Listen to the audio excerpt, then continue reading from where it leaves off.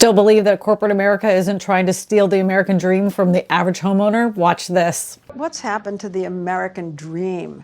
When we used to say that, it meant owning a house. What's the American dream now?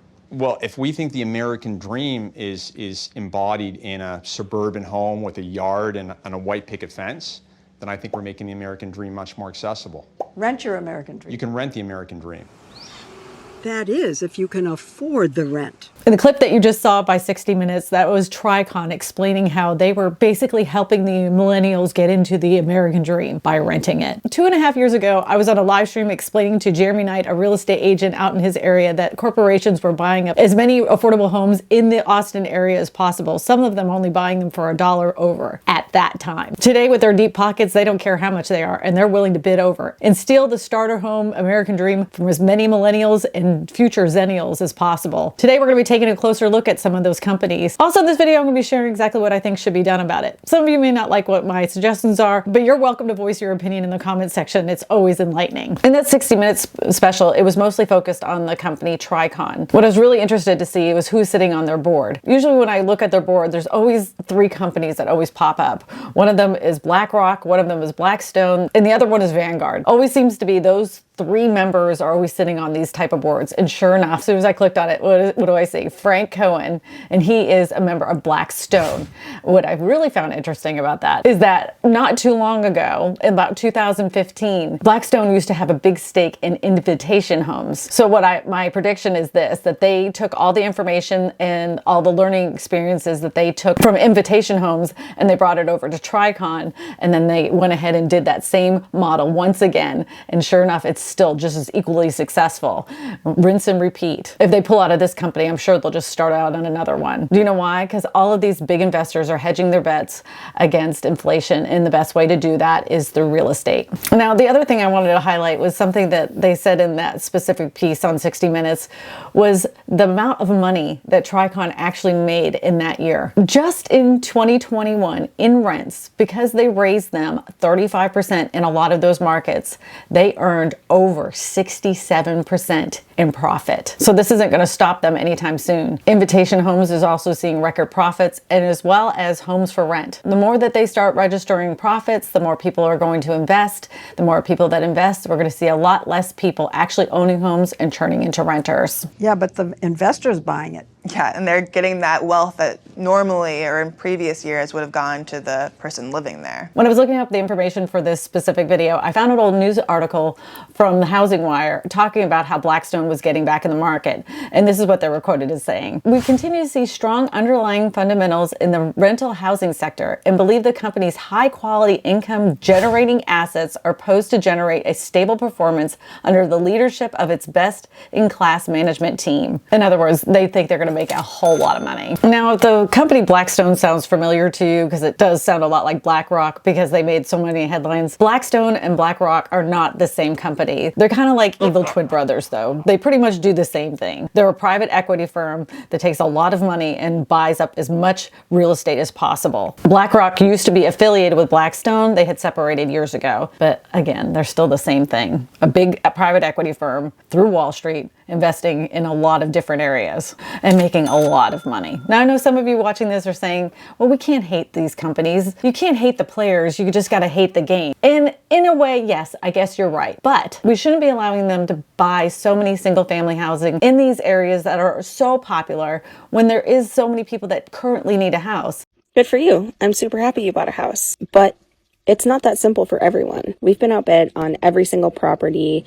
Not about to make a huge financial mistake by buying something that we don't want or that doesn't work for our family. I'm happy you bought a house, but it's not that simple for us. It's almost like they're stealing this dream, the American dream, from people. They know that property creates wealth, and they're only wanting to create that wealth for themselves. There has to be some kind of stipulations that says that they can't buy as many homes in a specific area. At some point, we're going to have whole entire housing communities and maybe even towns that are just rentals. What happens if all of these companies are no longer too big to fail, and they do fail? And we have all these vacant rental houses that people are living in. What happens to them then? then? Will they go into foreclosure? Will someone else be able to pick up the pieces? It's a recipe for disaster as far as I'm concerned. And if you still don't believe me that Blackstone is behind all of this, I found another article that literally says Blackstone Group wants to be America's landlord again. And this was the most interesting quote from the article from Axios. A source close to the deal says Blackstone is basically betting on the continued supply and demand imbalance in the US housing market, which it doesn't see policymakers successfully addressing anytime soon. Who knew that the government wouldn't do things that were going to actually help people? In the short term, it also believes that HPA benefits from a model that help aspiring homeowners ease their way into properties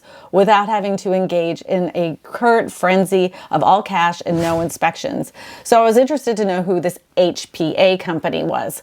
So I did a little digging. I went down the whole rabbit hole. And who is HPA? Housing Partners of America. And listen to what this article from Housing Wire had to say. Is rent to own the future of housing? A new option is emerging as an avenue for customers to live in the home the way they want and to save money to buy at the same time. Basically a rent to own. According to Moody's, Home Partners of America works with its prospective buyers who want to buy but can't for various reasons, whether it's credit issues or lack of savings, to identify and purchase properties that the consumer selects but can't buy themselves. Home Partners of America then rents the properties to the customer with the goal of selling the property to a tenant at some point down the road. And if I'm going to bet, they're hedging their bets that they'll never be able to afford the house. Because as you know, as property values continue to rise, it's going to be more and more difficult for people to actually be able to purchase the house.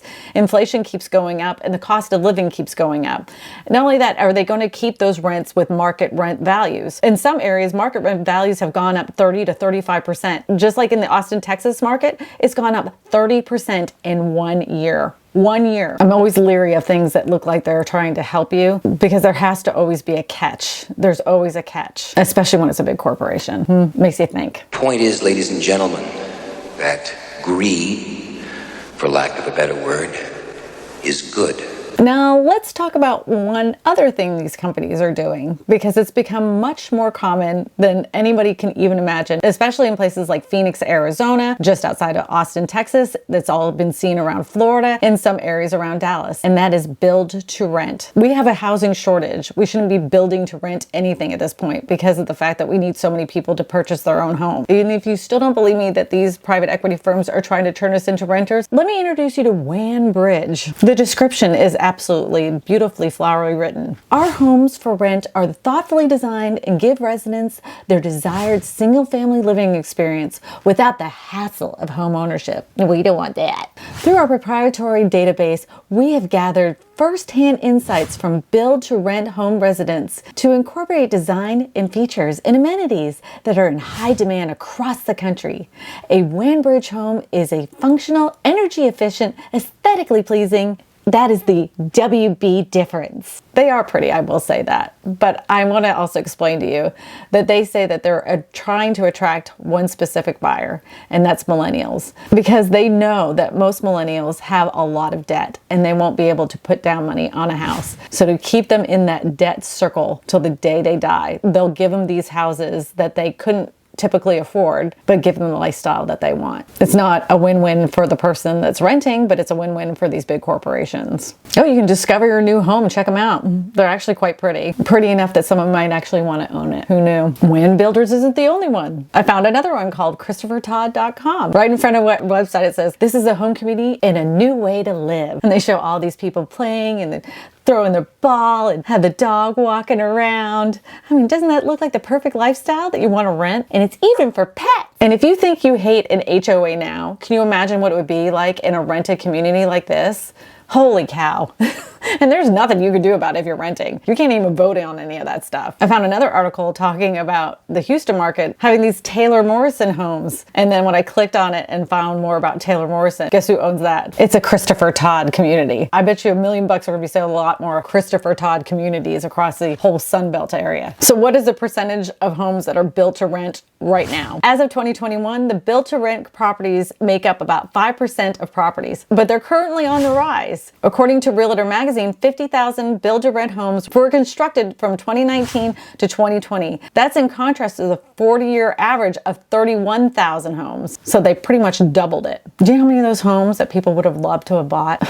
Unbelievable. It isn't just one big investment firm. It's a lot of them, and they're scooping up a ton of homes. I was just editing this video, and this news clip just came on HLN, and you have to watch this. This is another way that corporate America is stealing the American dream from people. Living in a mobile home is getting a lot more expensive in some places because Wall Street may be moving in to become your landlord. Well, one survey says that double the number of investment groups have been going to mobile home parks and buying them up and then often jacking up the rent. That's from Real Capital Analytics. Corporate greed is everywhere. Look at that. What a mess. And it should be alarming to us. So what can we do about it now? Like I mentioned earlier, they're banking on the fact that most of us won't notice, and it will take legislation too long for them to not make a lot of money in the meantime. But the squeaky wheel gets the oil. The good thing that's happened from this pandemic is that this problem has become front and center. When this all came about 2 years ago, when I first started talking about it, people called me a conspiracy theorist. And now it's on 60 Minutes. Matter of fact, some people in my comment section even asked me, did Leslie Stahl call you? Because, oh my gosh, it sounded exactly like something you have been telling us for the last couple of years. But we can do something now. Every time a new community is being planned in your area, there have to be meetings about this. That's why housing developments take so long to be done in the first place, because it has to go through this whole entire process of approval. The public is allowed to show up to these meetings and voice their concerns. So your best bet is to show up to those meetings and get loud. Another thing too is if you live in a subdivision that has an HOA, every single one of them has covenants they have to follow, and they always can be revised. Go to your next HOA meeting, as much as you may hate your neighbors. This is one of those times you need to go to your HOA meeting and voice your concerns that some private equity firms are going to be starting to buy more and more houses in your neighborhood. Tell them to put a restriction, and have them vote on it, of course, that there's a limit to how many rental homes can be in your specific neighborhood. A lot of the newer neighborhoods already have that, but some of your older HOAs may not. And why would you want to put that kind of restriction on your neighborhood? Well, the thing is that I don't know about you, but every time that I've ever lived in a neighborhood, you could always tell exactly where the rental houses were, because people didn't necessarily take care of the properties like they should if they actually owned the house. And everybody knows if you have a bunch of dilapidated houses that look like garbage in your neighborhood and they're the rental houses, that ends up bringing down your property value or the sellability of your own home if you happen to live across the street from that. So you do want to put a limitation in your own neighborhood for as many rentals as possible. And one more thing you may want to do is pick up the old telephone. Remember those? And call your local senators and congressmen and tell them that this is something that you want to curb in your specific area, your cities, your states, all your local governments. Start a local campaign of not wanting these kinds of investment firms coming in and buying up your neighborhoods. At first, you may sound like you're crazy and your neighbors might think you're absolutely insane. But then when they see the writing on the wall, like with segments that you saw from 60 Minutes, show them that. Show them this video. And I bet you a lot of people will start understanding and maybe get involved as well. The more phone calls, the more people show up to those meetings, the more things get done. We can't let these corporations keep stealing this from our younger generations. Everybody knows this is how we have built wealth. This is how my parents have built wealth, because every time they bought a house, they sold it for more money, and then they bought the next house and they sold that house, and they kept building equity. This is what has been done for generations. And of course, investment firms know that. They just want to take that from you and not give it to the younger generations. I'm not joking when I tell you that this video wore me out. The more I found out about all these corporations buying into the American dream, the more I was just horrified for our future generations. Do you think I'm just making a big stink about nothing? Or do you think this is a real problem like I do? Let me know in the comments section below. To watch more videos about the affordability crisis and how corporations are taking over the American dream, go ahead and click these videos right here. My name is Kristina Smallhorn, your real estate whisperer, and I tell you all this because good real estate information matters.